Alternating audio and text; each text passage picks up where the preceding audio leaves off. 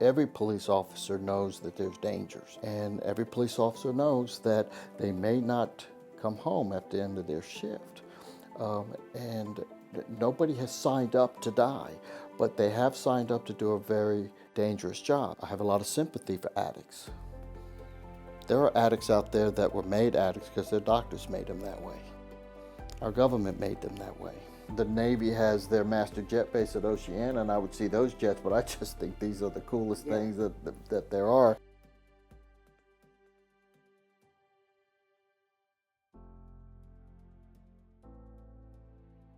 Well, first, Chief, I want to say thanks for sitting down with me today. Police Chief Patrick Gallagher, the Chief of Bern Police. So thank you, and it's a pleasure to have you here in our department, our facility. Far too often where people will drive by and, there's this mystique about the police department, and we'd love to demystify some of that. The men and women that patrol the streets of New Bern are the same people you'll see at Publix and at Lowe's and throughout the community. We're part of this community. We have a very unique and special job. I say that because I'm biased. Every city employee, every person has a very unique and special job, but law enforcement for us is a very fraternal organization, and we're very proud of that. So, what's new? Are there any new hires, any new equipment, new initiatives? What is new? Every day is an opportunity to do something new. ShotSpotter is one of the newest technologies that we have embraced. And then NIBIN, it's an acronym which stands for National Integrated Ballistic Information Network. And those two components are helping in terms of trying to abate violent crime. No police department will ever be successful in reducing crime, and especially the fear of crime, if you cannot reduce three components. One is gun violence. Anytime somebody fires a weapon, there is a bullet that is going down range that will destroy anything in its path. It has no conscience.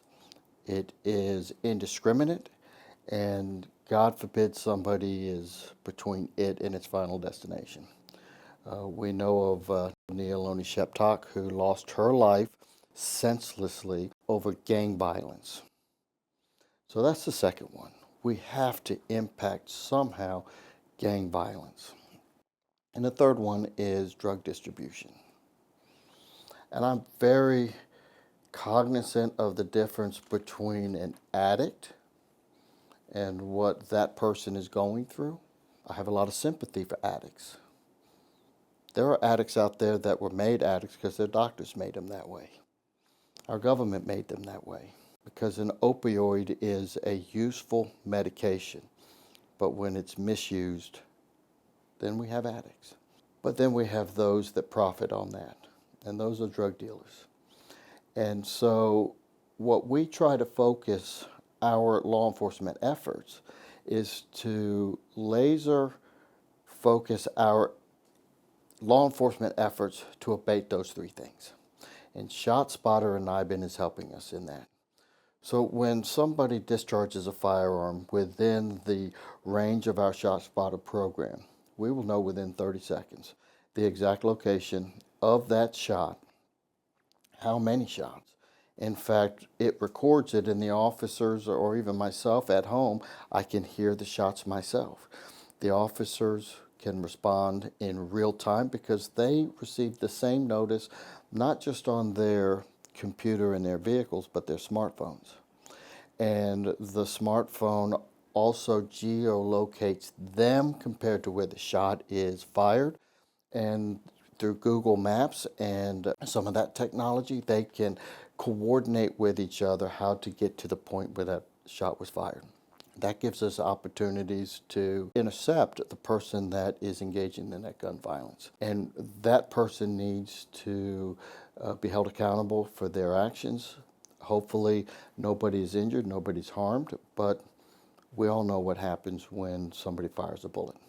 Now, the NIBIN gives us an opportunity to collect shell casings or ballistic evidence and analyze that much like a fingerprint. And when we enter that into the NIBIN system, which we now have access to, right now we can send one of our forensic technicians with shell casings to Jacksonville, enter that into the NIBIN system, and within moments we'll know if that same gun was used in a different location, and hopefully be able to link our case with another case.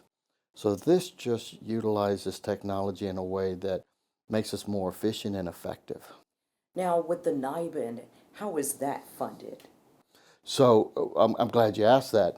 The New Bern Police Department, through the efforts of Captain Morrison Brown, sought to obtain a grant to fully fund the whole NIBIN program. It's about $250,000. Here's the bad news. We didn't get the grant. Here's the good news. Jacksonville did. And the Jacksonville police chief was amenable to our request that we have access to their equipment, not just access, but sole access. So we don't have to rely on their staff to process our ballistic evidence. We have sent our forensic technicians to Huntsville, Alabama. That's where they train for NIBIN certification, because you have to be certified in this. And we've sent them twice. They are fully certified in the NIBIN process and the system, so they can go and do everything we need them to do, just as if it was right here in New Bern. Has it made a difference yet? Have you been able to link a bullet to a person? Any success stories? That's too early to tell. Now, I have plenty of data to share that the ShotSpotter program has had a real impact on safety in the affected areas that we have the program. Prior to ShotSpotter, which came online at the tail end of March of 2024, so I use April 1st as kind of a starting point, because it actually came online, I think, March 23rd. Prior to that, we averaged in the city of New Bern roughly 12, a little over 12 shots per month. Now, when I say per month, I'm really talking about the ones that people actually dialed 911. Because before then, we didn't know unless somebody told us or unless we had an officer nearby. With ShotSpotter, we reduced that in half. So it's half the number of actual gunfire in the affected areas. And I think we can attribute a lot of that to the fact that those that might otherwise engage in this type of dangerous behavior are thinking twice about it, because they know that 5-0 is on the way. It takes us no time to get there. So with ShotSpotter, how is that funded, and is the funding going to run out? I don't believe the funding's ever going to run out, because it is such a valuable program in our city. We will find the money. But we used ARPA money to fund the first year. And I have reached out to stakeholders in our community and asked them if they would be willing partners to help fund this program. I did receive some verbal commitments, and I'm hopeful that those verbal commitments will actually turn into financial commitments. It will cost us just south of $50,000 a year. Okay. And when you mentioned the affected areas, can you be more specific and tell us which areas you're finding more of these shots? The simple answer is yes and no. I can tell you, I'm not going to. This is the reason why, and I think you would appreciate this. If I were to publicly outline the exact locations of where we have ShotSpotter, I wouldn't want somebody who might otherwise not know that they're standing in or out of the boundary to have that knowledge. I want them to think it's in the entire demographics of New Bern. I don't want them to know. We can be on station faster. What I mean by on station, just like the firefighter, just like the EMT, the quicker you can get there, the more effective and efficient you can be to engage your specific skill set to address the problem. But the other one is situational awareness. For instance, let's just assume that a shot is fired near the Lowe's parking lot. That's a big area. But the call came in, and the call said somebody fired off a round somewhere near Lowe's. The officer has no idea where. Is it in the back? Is it to the right side? Is it in the parking lot? They just don't know. So they're going in somewhat blind. And the information that we do have is that somebody heard somebody firing off a round or multiple rounds, but have no other information. With ShotSpotter, we know exactly where that round was fired, and we're able to be more strategic for officer safety purposes, be more tactical in our approach. Anytime that we can provide the officer with as much information as possible, because their safety is critical. Every police officer knows that there's dangers, and every police officer knows that they may not come home at the end of their shift. And nobody has signed up to die, but they have signed up to do a very dangerous job. If we can minimize that as much as possible, that gives every police officer a better chance of walking away from this. Not just the police officer, but the person with the firearm. We want them to go home too. We want everyone to go home. Well, sometimes they go home by way of the county jail, but we don't want anybody going to the hospital, notwithstanding the morgue. Imagine if you're either a intended victim or you're just a bystander that catches this bullet. And now you're injured. And now you're laying either in the street or in somebody's backyard or someplace. And you're hoping that one of those 20% people in the community is calling the police. But they're just saying, I heard gunfire and it's someplace. Yeah, if you're in the middle of the street, yeah, somebody's going to see you because you're laying in the street. But if you're in somebody's backyard, they're never going to find you until the buzzards are flying over top. Excuse the harsh reality. But with ShotSpotter, not only do we know a shot has been fired, but we know where to go and look. And part of what we do is, first and foremost, we want to go and we want to see if somebody is still an active threat. If somebody is not an active threat and we cannot apprehend a person that's engaged in illegal activity, then it's time to go look and see if somebody's injured or hurt. And then we look for property damage. There's been on more than one occasion we would see that a house or a dwelling has been fired upon, so we have to make sure that people inside are okay. And then we're out collecting ballistic evidence for the NIBIN tracing. So these are two good programs we're hearing about and seeing their impacts in the community, even in the early stages. You also mentioned a story that has tugged at the heartstrings of many people in the community. Nia'Loni Sheptock, her father, had been arrested. What can you tell us about this case? Are you any closer to arresting someone connected to the actual shooting? So let me be careful on how I answer this question. First of all, Nia'Loni Sheptock's father is still incarcerated.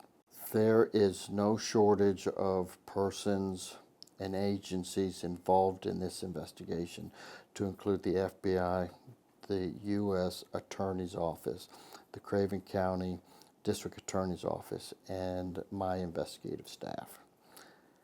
Thousands of hours have been dedicated to this, and I will say, as close to an answer as I can, I am extremely optimistic that we will bring closure to this case. There's a great deal of information that I just cannot share because I am very cognizant of the need to allow the prosecutor to have the ability to prosecute this case without me adversely impacting his ability to do that. Do you know anything about who the intended target was, or are you able to comment on something like that at this point?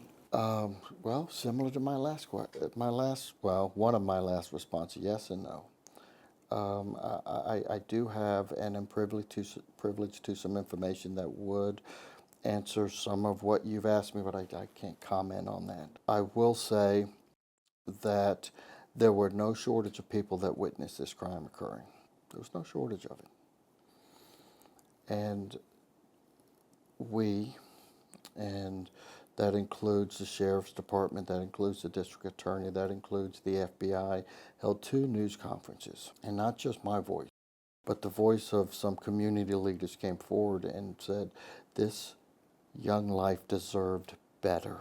And we demand that the silence that some feel as if, that's the code, has to be broken. Because they are every bit as complicit if they refuse to cooperate. This case would have been solved within hours had we only had the cooperation of witnesses. And unfortunately, we live during a time where we don't always get that level of cooperation. And I remember being asked a question who said, Chief, what are you doing different? And that's a question that probably every chief and every appointed leader should be asking this question. If the solution to your problem is not found in the things that you've been doing for years and years, then you need to find a different option, some different solutions. The first month I arrived here in New Bern, I asked for ShotSpotter. I knew of the technology and I knew of some of the violent crime history.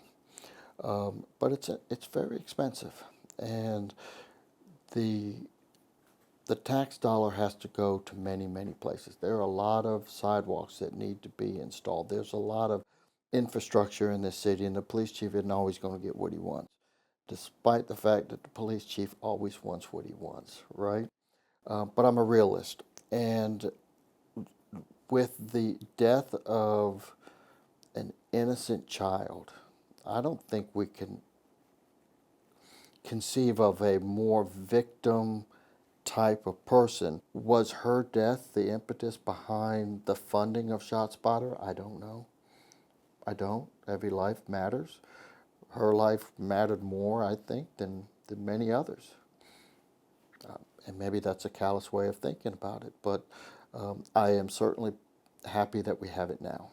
But what we haven't talked about, though, is some of the other projects that we have that are more related to engagement opportunities. Yeah, let's talk about that. So one of the areas that I love to celebrate is what we do for the vulnerable population. And those that suffer from Alzheimer's or dementia, if and when they go missing, time is critical for us.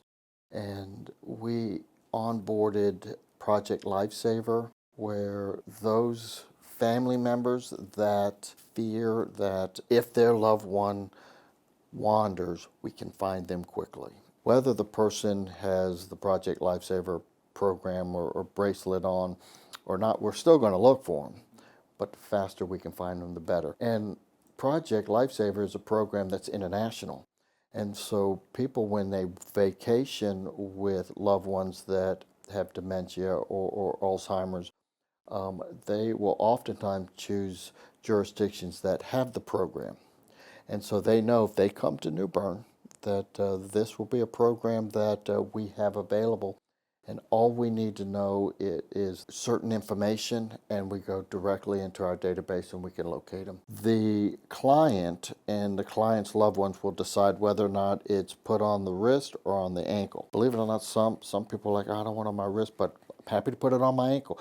And it's affixed there and it stays there, just like a piece of jewelry. And we have to change the battery about every 6 weeks. And so we go out and we have a relationship with the family. We change the battery, and it just continues to go until at such time when we need to locate them, and it sends out a signal, and we're able to follow that signal. Do the families have to pay a fee? There are some fees associated based on some other elements, but the basic program, no. The police department and fire department, we're only operational. We don't make any decisions as to who gets the Project Lifesaver program. We don't do any of the case management. And we're given the names of those persons that have been approved for the program. And then we are involved in the operational side of how this works. And fortunately, we have not had too many activations. And so when it comes to other programs that people may not know about, you have the engagement angle with officers being able to come out and check on your home if you're away on vacation. Does that have a name, and how does it work? Absolutely, we do. If you live in the city of New Bern and you're going on vacation, you notify us and say, "Hey, I live at this address, and I'll be gone from this date to this date." We will AutoCAD that, which AutoCAD just simply means our computer aided dispatch system, and an officer will be dispatched out there twice a day to check on your home, make sure that it's all locked up, it's all good to go until you come back. Not very many people take us up on that, and that's unfortunate. We used to have a program called Are You OK? We have that same exact program, but now it's called CARE, CARE. And what that is an opportunity for those in our community that may live alone, may have health problems. More likely than not, there'll be a family member that is very concerned about their loved one. And what will happen is we will enroll them in the program, and a computer will call the number, call your home or your cell phone, and basically, through a computer message, ask if you're okay. That's another one that's not taken advantage of enough, and I think a lot of that has to do with, well, quite honestly, people don't know about it, and we tried to promote that. See, that has nothing to do with the powers of government. That has everything to do with our department seeking to advance the interests of our community. And we want to do that. Yes. And we're seeing your officers, becoming integrated in the community. And I think a lot of people can feel that whether you're at a parade or you're at Walmart and you see one of them, and just hearing about these programs that even journalists in the area didn't know about kind of drives home that point. So I do want to say thank you for sharing those with us. Also, I want to ask you about what's needed. Police departments, fire departments, funding is always an issue. What are your needs right now, and is there any hope for getting that funding? The question can be answered in the glass half full or empty perspective. So let me answer it in the glass half full perspective, because one of my earlier comments was about I'm just a realist. I understand I'm not going to get everything that I want. So there's another way of approaching what our needs would be. And so I'll answer it this way. Our officers are not unlike soldiers and Marines that see traumatic incidences on a battlefield. And they come back with PTSD and they got to deal with that all the time. Our officers see these types of traumatic events, whether it's the victimization of a woman who's been raped and brutalized, whether it's going to one too many death investigations, seeing one too many overdoses. In the case of Nia'Loni Sheptock, 2 officers tried to give first aid to an infant. That was heartbreaking for those officers, and despite their efforts, obviously it didn't have a lot of good. So the mental wellness of our officers is paramount for myself as a chief, and every leader here and every officer is asked to look out for their buddy to make sure that they're doing okay. So understanding what our officers go through and have a little bit of appreciation for that. The other thing that I would ask is to have maybe a little bit more appreciation of the context. Oftentimes I will see little snippets of something that happened, and there's going to be a person that says, well, this is what happened. One of the asks that I would have is don't jump to conclusions. Let us work through the process of investigating use of force. And I use that for an example. Use of force is ugly. It is. When somebody has made the decision that they're not going to jail willingly, that doesn't look good. And the training we provide our officers is to use just enough force to achieve a lawful objective. But that is not always, doesn't come out the same every time. Every officer that uses force, everyone, requires an investigation. Even if the force used was the pointing of a firearm or a taser, we investigate all of those. All body-worn camera footage is reviewed. So I would hope that the narrative that some might provide would be reserved for the rest of the story. And so the glass half full perspective would be I always appreciate it when I see somebody thank a police officer. And I think that's important. I also love the idea that when a police officer drives through your community, they're encouraged to wave. Roll your window down and wave. I drive through Duffy Field once a day. And I think people just go, that's the guy that waves all the time. And it's amazing to me, if you wave to somebody, even though they might hate you, I'm here to tell you, the natural reflex is to wave back. And I can only imagine somebody going, oh, he was a cop. I didn't mean to wave at him, but too late. I've already waved, right? You know, that type of Southern hospitality is why New Bern is on the map, because we're a friendly community.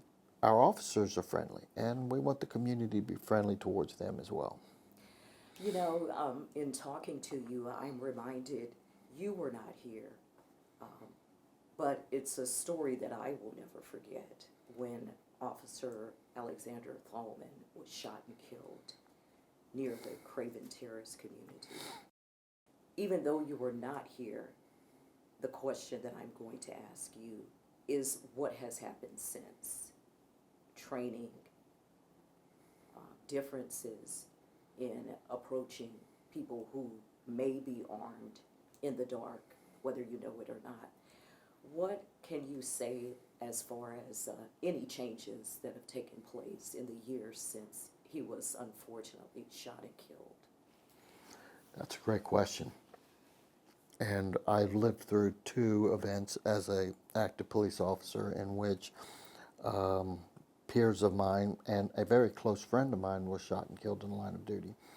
And there's a lot of reflection, but in each one of those cases, we learned something that hopefully will be used to increase officer safety and awareness next time. But one of the other things that we do is train.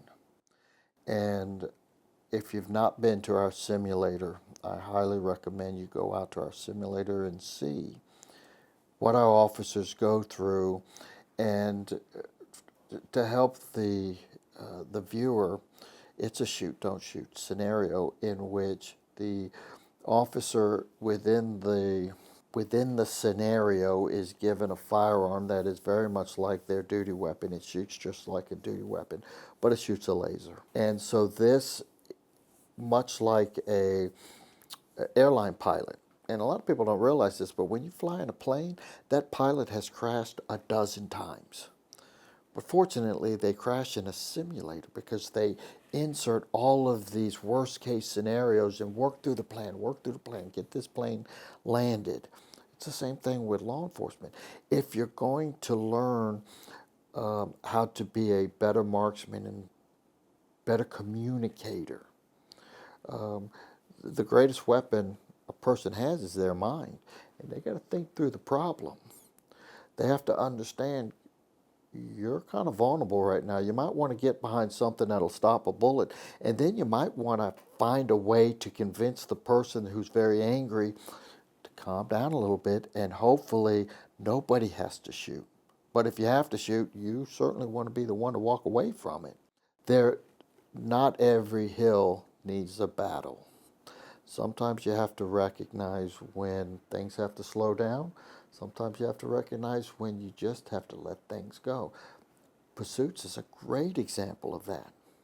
Just because somebody doesn't want to stop and they decide they want to drive 100 miles an hour doesn't mean you ought to be driving 100 miles an hour.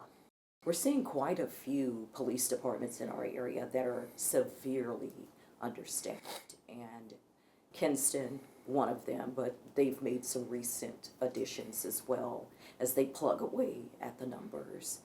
What do your numbers look like right now when we're talking about officer staffing? So we are a lot better than most departments. A lot better. And it wasn't always that way. I'm here to tell you in 2020 it was tough to be a police officer in the United States. It's tough. A lot of police officers were disgusted by what they saw in other cities. They were disgusted by what other police officers were doing. And a lot of agencies, there's 18,000 police departments in the United States. And no two are exactly alike. They all have different policies, all have different procedures, all have different mission statements. And but the defund police and the Black Lives Matter movement, and there was this belief that there was a binary choice you had. You're either for the police or you're against the police. Why can't you be for the police and social justice at the same time? Why can't those coexist in the same conversation? And unfortunately, that didn't happen. And so it was hard to recruit folks that say, I don't want to join a profession where I'm hated or I'm vilified, or even that I could be sued or be incarcerated because I'm doing everything right and a bad outcome occurred. And so those were tough years. I think in fact, I know we've turned the corner on that.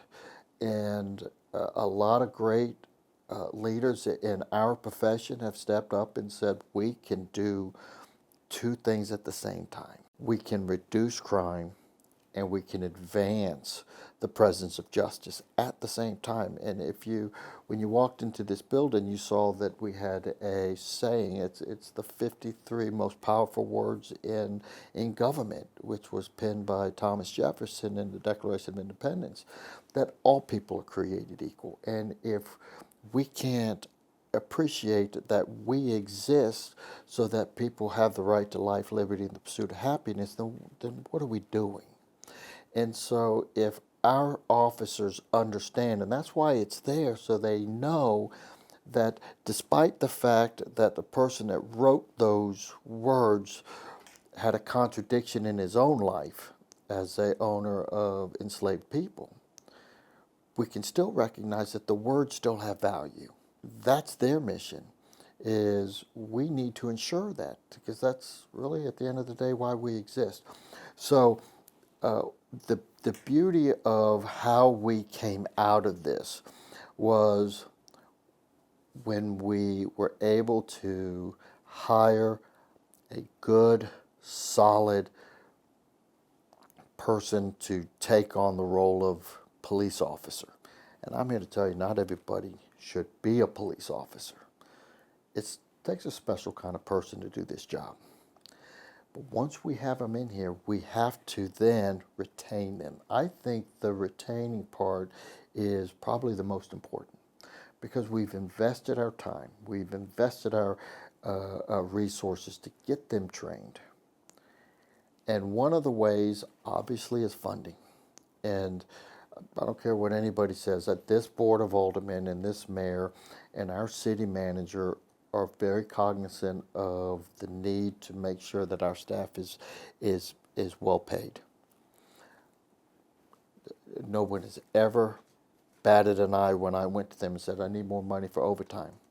You got it, Chief, because they know what we're doing with that taxpayer funds. So Kinston is going to raise their salary, and then Morehead City is going to raise their salary. And so that is going to be, so now Greenville and New Bern are looking around going, Jacksonville's about to raise their salary. So for us to be competitive, now we have to raise our salary. So, the tide raises all boats, so to speak. So that's constantly happening in the market. But one of the things that I believe very strongly that we can do, and it doesn't cost any money, it really is giving our staff the opportunity to understand that they're part of the mission and they have part of the voice in what we do. We have advisory committees where the staff, non-supervisors, will meet with me, both civilian and sworn, 4 times a year.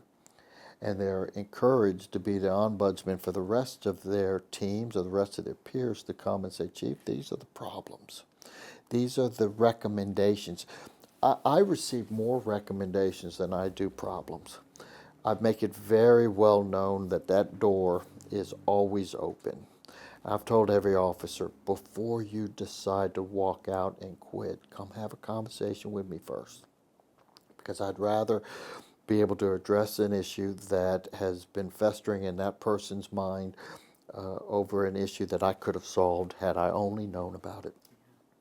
And so the staff that works here understands that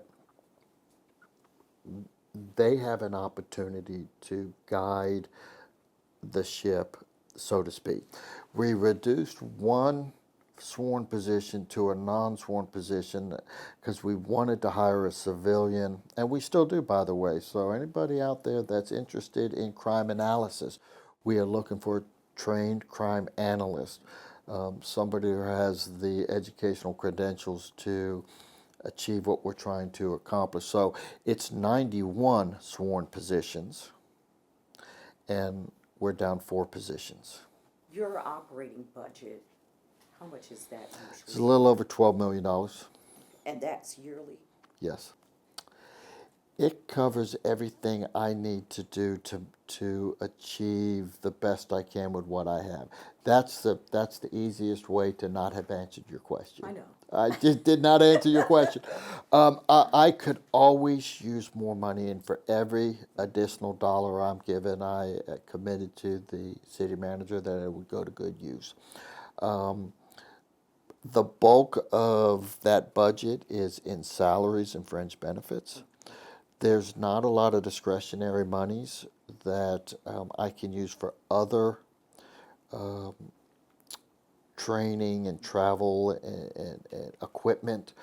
But whatever that number is, we will prioritize best possible. And grants are a great opportunity. And I feel as if there are going to be more opportunities for law enforcement and grants that may not have been available before. And since I've been here, we go after that money. It's important, and we've obtained quite a lot of grant funding. We obtained grant funding to put AEDs in all of our patrol cars, and trauma first aid kits in all of our patrol cars. And these are areas in which we've had opportunities to leverage our medical response capabilities to be on station before the firefighter or the EMT shows up. So there's monies out there. We go after it. Yeah, keep going after it. Just down the street, this is a main thoroughfare through George- New Bern. And George Street. Mhm. from time to time, you may see what appears to be a person experiencing homelessness, or 2 or 3. Of course, RCS is also right there, so people are in and out through the day. There have also been times where some have slept or camped out. Mm-hmm. So I do want to ask you, what is City of New Bern Police Department's policy when it comes to dealing with people who are experiencing homelessness? That's first, and then a follow-up question. I would change the word policy to practice. We look for behavior, not status. It is not illegal to be homeless. So we do not target anyone who appears to be homeless. But what we do try to achieve is our ability to be a community caretaker and to use the resources within our community to leverage what is available for those that are in crisis. Now, there's a certain percentage of those that are unhoused that have co-issues that are occurring at the same time. So their vulnerability as homeless is also matched up with mental illness, drug addiction, and other issues. Now, they become extremely problematic because unless they are willing to accept resources, what you end up having is some that will just camp out, like we saw several weeks ago. The last thing we want to do is put a person who needs other resources through the criminal justice system.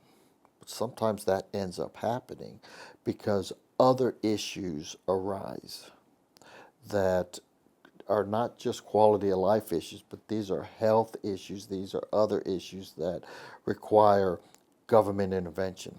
Not only do we engage our faith base and our other entities within our community like RCS and homelessness, we have been the leading source of our homeless outreach committee. Captain Morrison Brown has run this for 2 years. And we triage what we can do. We cannot help everyone. And I remember having a conversation with the director of RCS, and she asked me, she said, well, what advice would you give me? And I said, well, I'm glad you asked me that because I've been dealing with homelessness for quite a number of years. In fact, that art piece right there, there's an interesting story behind that, and that was made by a homeless person in Virginia Beach. And I said, just understand you're going to fail 8 out of 10 times. And she looked at me and I said, you eyes wide open, you're going to fail 8 out of 10 times, but you know what? You're going to help 2 people that wouldn't have had that anyway. So when we have an opportunity to help somebody in need, we're going to do that.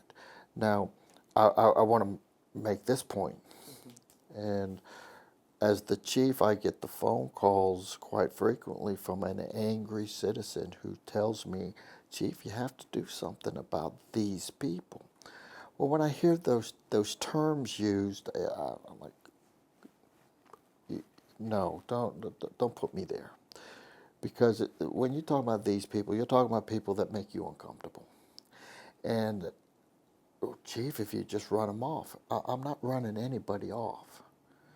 There's the thing called the 14th Amendment that I'm very aware of, equal protection for everyone. And so we try to achieve an outcome that is not just legal, because we always want to be on the right side of the law, but we also want to do something that impacts our humanity. By the grace of God, that could be you and I out there. And I get it. Not everybody's going to accept the hand that you offer them, but some people will. And the moment I find myself using the term, we got to do something about those people, I shouldn't be the chief of police anymore.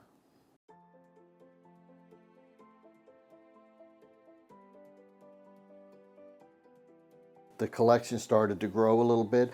Now these ospreys right here, I would see them fly over and I think that they're the most amazing military because they land like a helicopter. Yeah. I mean, I spent 3 decades in Hampton Roads where the Navy has their master jet base at Oceana, and I would see those jets, but I just think these are the coolest things that there are. Now I have to ask you, I'm seeing Jolly Ranchers down there. What's up with the Jolly Ranchers? That's my wife. Now, she said you have to have something for people as a snack. People like, Chief, do you really have to put your KISS memorabilia up? And I said, if you want to know who I am, that's who I am. Yeah, I didn't notice Big, that. huge KISS fan. Ah, So, favorite song or album from KISS? so it would be Love Gun, and I Stole Your Love would be my favorite, because I answered that very quickly because I've been asked that question before. Many times. Many times. You know what? I was actually supposed to bring my daughter. One of her classmates comes, but we had a conflict because my daughter also does piano. But I really wanted to bring her. So tell me about the youth chess. Well, I'm glad to hear your daughter is playing an instrument, because one of the passions that I have and a lot of my staff have is we love children. And if we can impact the opinions of the police department and the youth of our community, we have done something, and we want to create that relationship. And so when I arrived here, I thought how we could implement a PAL type of program. PAL stands for Police Athletic League, and it's a great opportunity to advance the interests of the youth in athletics. The problem with that is, one, it's expensive. Two, it's very time consuming. And three, not everybody wants to play baseball, football, basketball, or whatever. They're just not academically inclined. But I said, we can figure this out. And I decided I was going to throw a crazy idea out, and I said, I want a chess club, and I want to teach kids how to play chess. Chief, I have to say thank you so much for taking the time out to talk to us and sharing things with the community they might not know, they might have a question about, or just enlightening them on a few topics. And thank you for taking this time with us today. It's been my pleasure. Thank you. Thank you so much.